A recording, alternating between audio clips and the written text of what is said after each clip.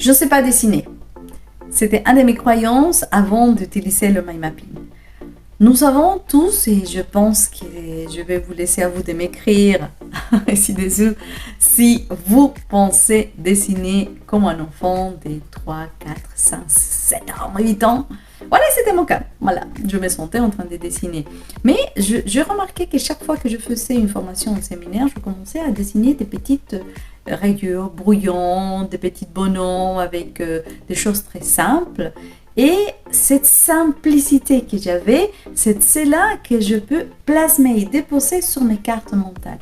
Ça veut dire que je n'ai pas besoin d'être un bon dessinateur pour plasmer mon information. C'est-à-dire que je vais utiliser des pictogrammes et pas des dessins, parce que les pictogrammes, on les trouve partout. Vous n'avez pas besoin d'être un grand dessinateur. Quelquefois, avec quelques traits simple, ça vous permet de garder l'information. Et c'est très simple, nous allons effectivement le transposer à une carte mentale pour mémoriser.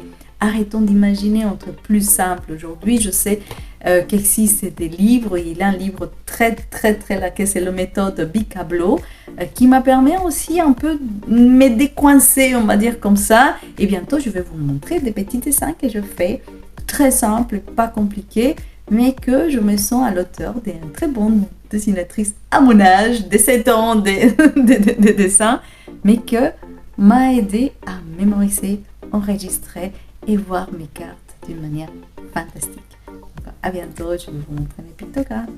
On se dit à bientôt.